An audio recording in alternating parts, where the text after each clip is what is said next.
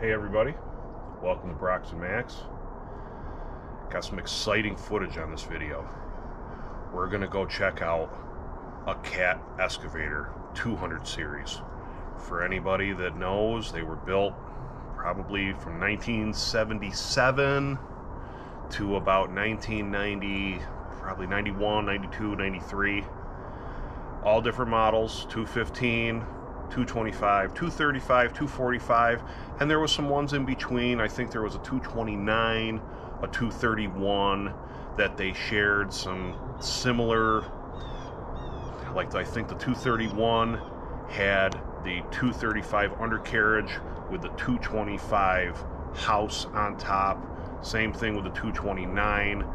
It had the 225 undercarriage but the 215 top.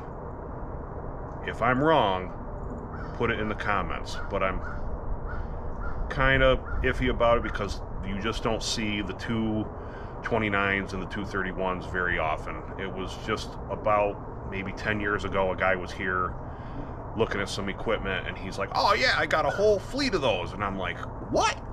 I didn't even know they existed. And then I looked them up online and there they were. And every once in a while I see them on Facebook Marketplace for sale, so I guess they do exist. But in this video, we're gonna check out a 225. So stay tuned.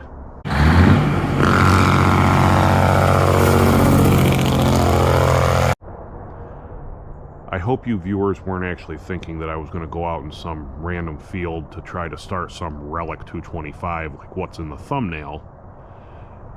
It's time to actually appreciate the ones that actually survived and were well taken care of.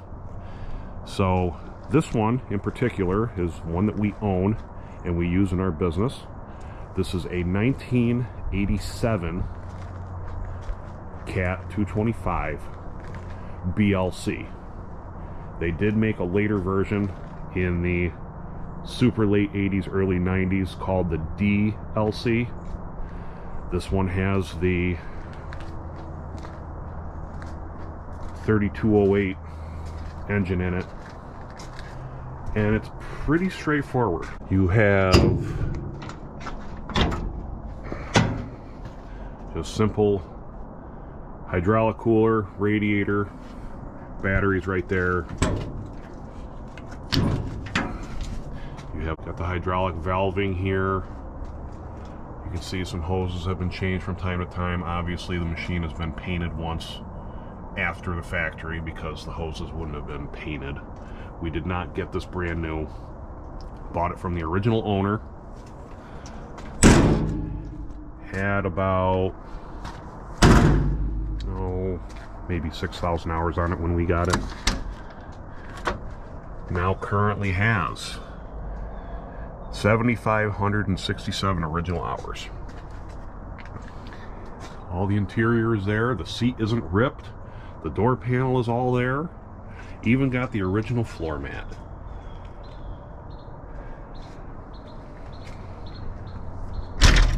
This is a very, very tight machine. Again, well taken care of. We grease it, do the maintenance on it. Oh, cat's chasing birds in the background. Anyway, got a 4-foot digging bucket. Mainly that's what it does. We do change buckets every once in a while. We have a 30-inch, and it is the long stick as opposed to the short stick. We have another 225 that is the short stick, short bottom, where this is the long stick, long bottom. When we got it, it had a 30-inch bucket on it, original, and they never took the bucket off. So I don't know if that's a good thing or a bad thing. It didn't do really aggressive digging, I guess, until we got our hands on it, put a bigger bucket on. But oh no, what's this here? So the point of this video is just to do a walk around on this machine and then show you some maintenance stuff that I had to do, minus the swearing that's been happening the past day. This is the morning after the swearing.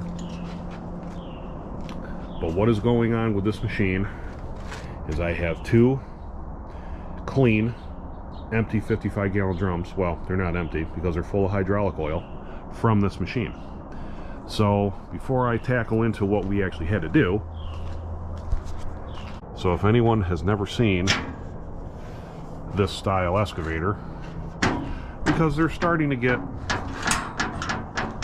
faded out, exported, cut up, parted out, whatever. Here is the big, mighty 3208 engine in it.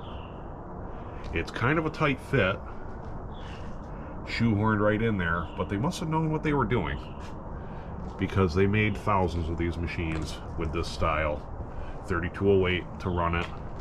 Then you got the hydraulic pumps here. Got this humongous counterweight. It's kind of nice because it's built in, so when you're swinging against a pile and you don't know it, you're not taking out the catwalk, or at least that's the attempt. I see the catwalk's always wiped out on these machines anyway, so it is what it is. Anyway, back to what is going on with this machine. Well, we just brought it home from a job, and I couldn't help but notice there was a puddle on the tracks. Normally, maybe somebody that doesn't care just puts it away or doesn't think twice about it, but it's probably the best idea to investigate and see what's going on. Upon further investigation, I crawled underneath this behemoth and found that the main return hose from the hydraulic tank right there, and it's huge, probably holds 80 to 100 gallons, it was leaking. So my thought was, you know, let's check it out, maybe tighten up the clamps. So I did, and it was still dripping just a small drip, and I thought, well, maybe this is a sign. The machine's here, it's not on a job. Maybe this is just a blessing in disguise that this hose didn't decide to fail on the job somewhere awkward. And I'm sure any equipment guys that are watching this can understand that it's always the wrong place at the wrong time when a hose decides to blow. So I had to do a controlled fix. Was able to drain all the oil, change this hose, and while this machine was completely empty, I changed the pressure hose going to the pumps.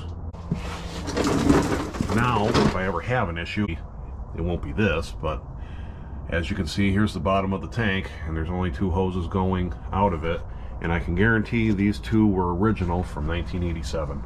So I figure that's quite a bit of service that we got out of it.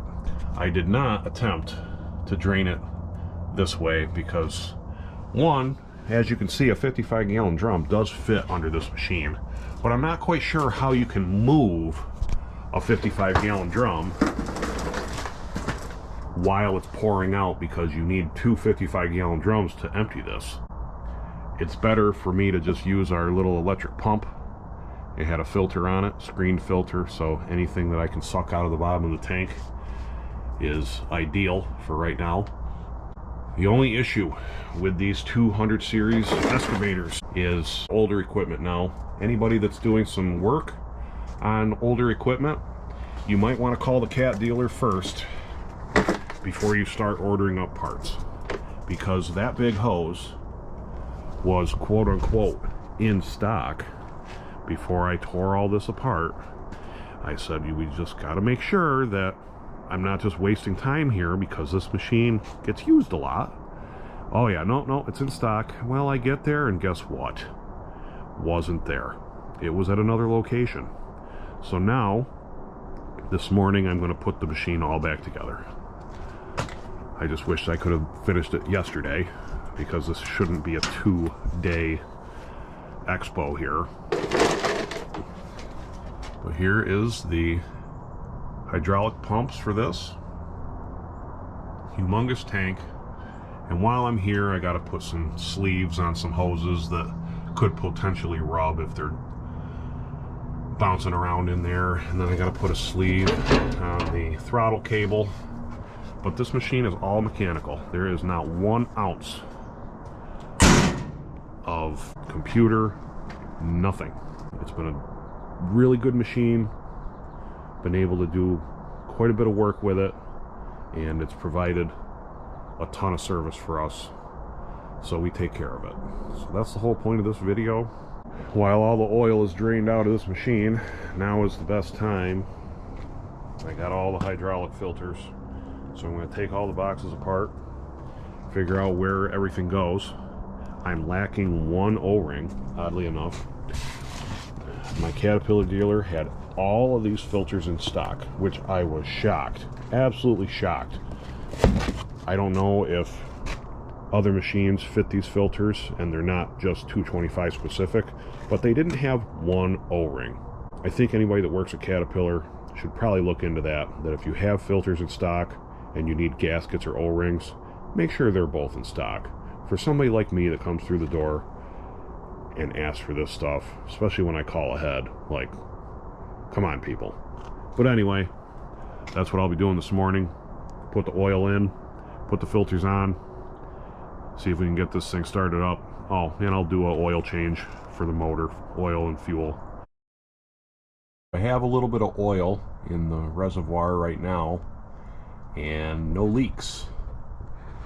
But while I'm under here, I was still going to change the oil in the engine. I gotta just take this plate down, drain the oil while I change some filters. It's a saga. I gotta dig a little bit further in the machine for the other three. And then what I will end up doing, this hose right here has got a rub mark going up in there, so I'm going to sleeve that with some rubber, prevent a possible failure.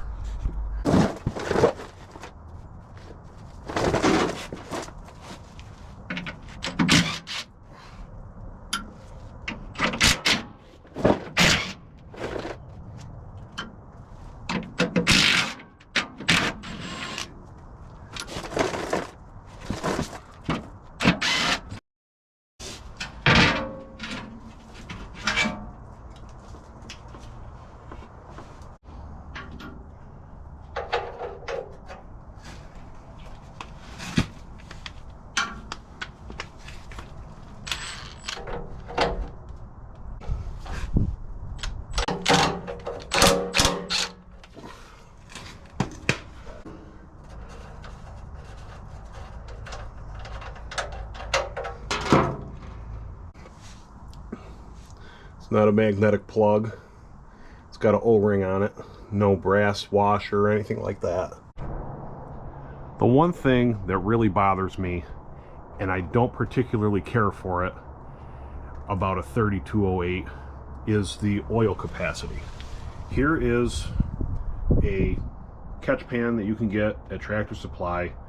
It probably holds 5.5 gallons right to the top. So you can see there's about, I don't know, maybe 3.25 gallons in it. That's the oil capacity for this engine. Now, they made thousands of them, if not millions of them, so I guess they know what they're doing, but anybody will tell you a 3208 is basically a throwaway motor. You just throw it away when the thing finally lets loose. I don't know if a extra gallon capacity, let's make this a 5-gallon capacity engine in the oil pan, would have helped the longevity of these engines, but it makes me a little bit nervous with this big machine, and the motor spec for this machine just seems a little bit lacking with the oil, especially being incarcerated, if you will, inside the house of this machine. A hot summer day, it gets super hot under there. The oil is pretty much boiling, if you want to say that. I don't know, just my opinion. I just wish there was a little bit more oil in the oil pan.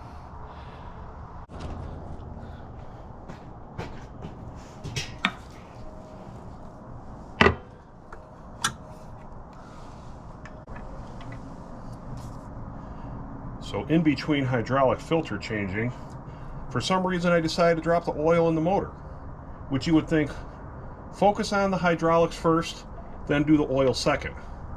Well, for some reason I decided. And I have my filter here, but the problem is, I got this filter yesterday from Cat, and he gave me one filter. And I said, hey, are you sure this motor only takes one oil filter? Oh yeah, yep. Okay, well, after looking down in the bowels of the machine, it actually takes 2 filters. And guess who doesn't have 2 filters? This guy. So, I don't know what's going on with Caterpillar in the parts department in my local area. Seems to be a lot of sleeping at the counter. Kind of a lot like... See, maybe we can do something while we're out there. Stay tuned. But anyway, that's a learning curve for me. I guess I should know this machine, being that we've had it so long. Or maybe next time, I just need to hold the guy's hand when I go and get Caterpillar parts. Regardless, learning curve, and we'll just move on.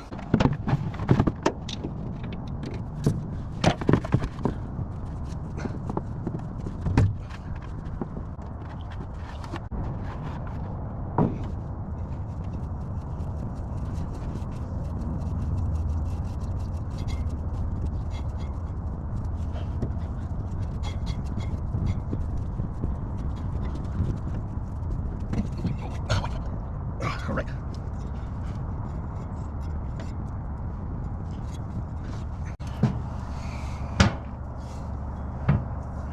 Got some weird stuff inside here. I'm gonna take it in the garage and clean it out real good. So here it is. You stack these 2 inside that cartridge. This one does not look fun.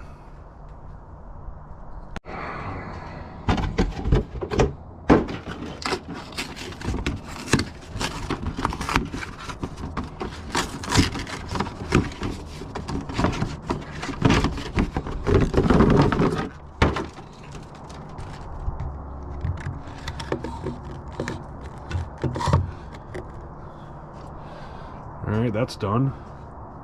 Got to change some hoses that I pulled apart when I went to Cat to get some more parts.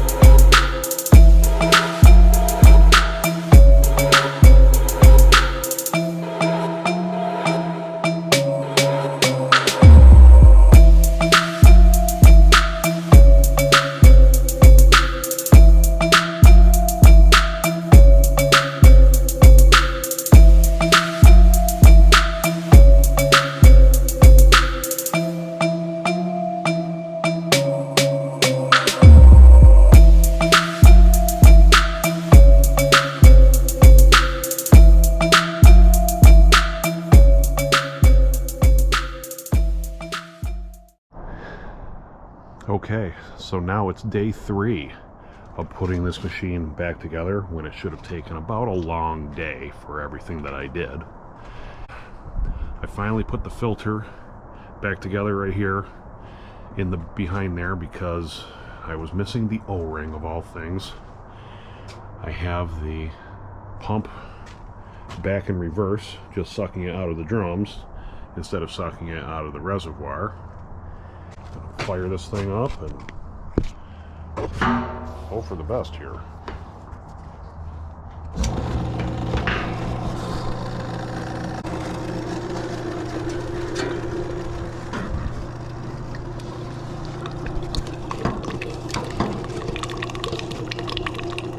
Oh yeah. So you have that screen filter there. Then I have a screen filter here. So the attempt of any type of contaminants that I could have sucked out of the tank, which was, I don't think anything, is all going to be retrieved, hopefully in these filters. Never mind all the new filters in the machine.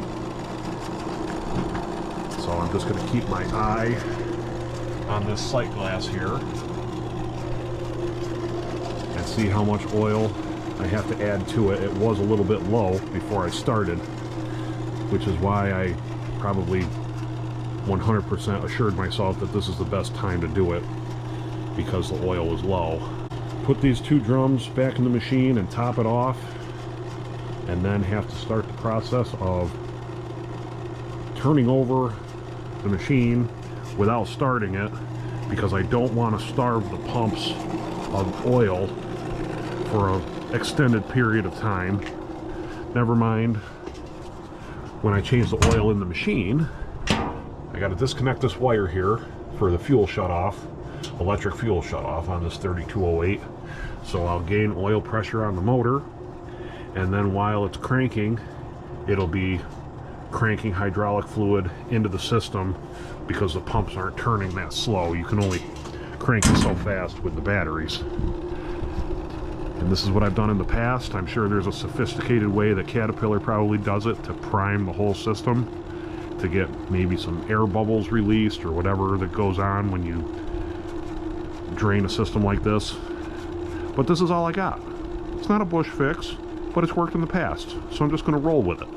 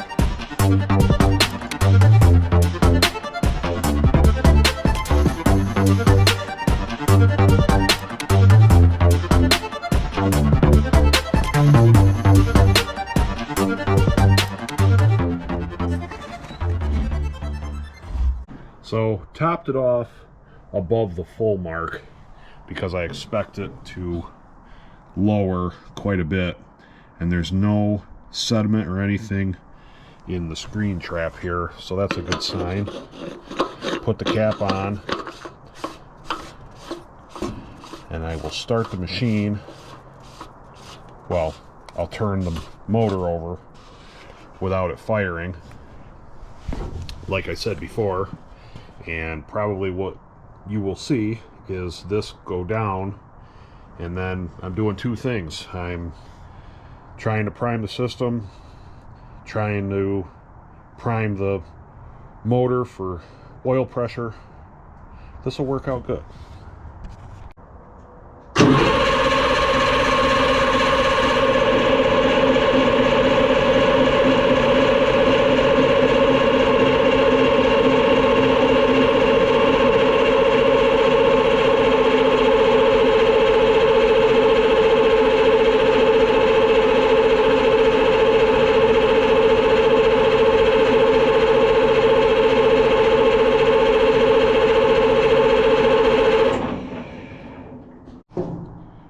Just as I suspected, as you saw that, it pumped through That's about 5 gallons that it circulated through the system, so that's a really, really good sign.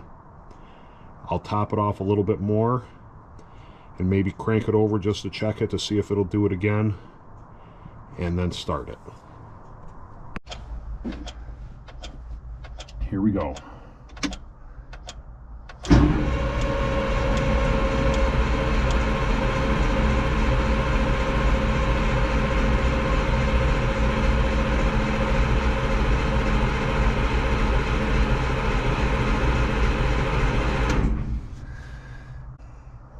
Engine's primed.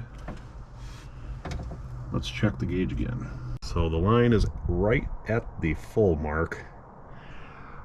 I feel comfortable to start it now. Let it run for maybe a minute or two, shut it off, make sure it doesn't starve itself. You gotta reconnect the wire on the shut off.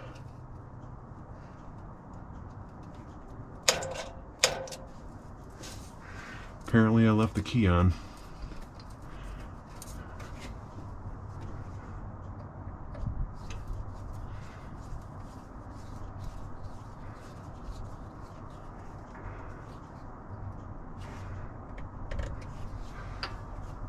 Okay. All right. Contact.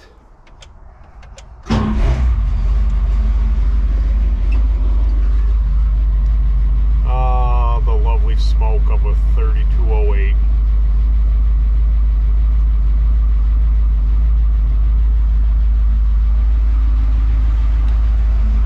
It's always had great oil pressure though.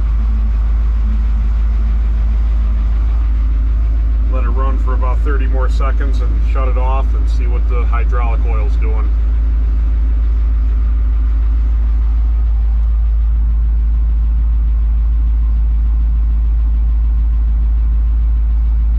Clears right up after a few seconds, maybe 30 seconds, it clears up.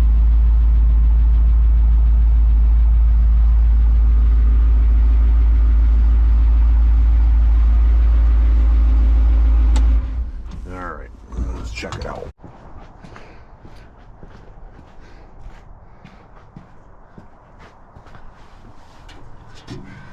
So that's good. Dropped off a little bit, right between the add and the full. I'm content with that. I'll fire it up again and just run some hydraulics quick and see if it moves anymore. I don't have the machine completely put back together. I have to pressure wash these belly pans. That's a good source of a fire right there. And the same thing with this one, I have to actually straighten it. It's a little bit tweaked. Don't know how that happened. I'm pretty sure it was like that when we got it, but I had no need to take this panel apart until today, so that'll get fixed. So there's 3 panels that have to get put back together, and then have the same intention that I had 3 days ago to put this away and wait for another job. Thanks for watching. Hope you enjoyed the boring video here of some maintenance stuff that I have going on, but it just has to be done. So I'll catch you on the next one.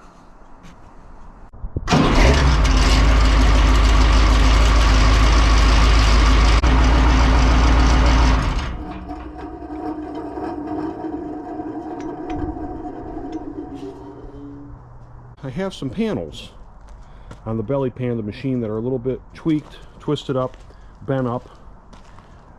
Well, the fabrication shop that I normally go to isn't really around on Saturdays, so I guess I have to improvise. I wonder what I can do.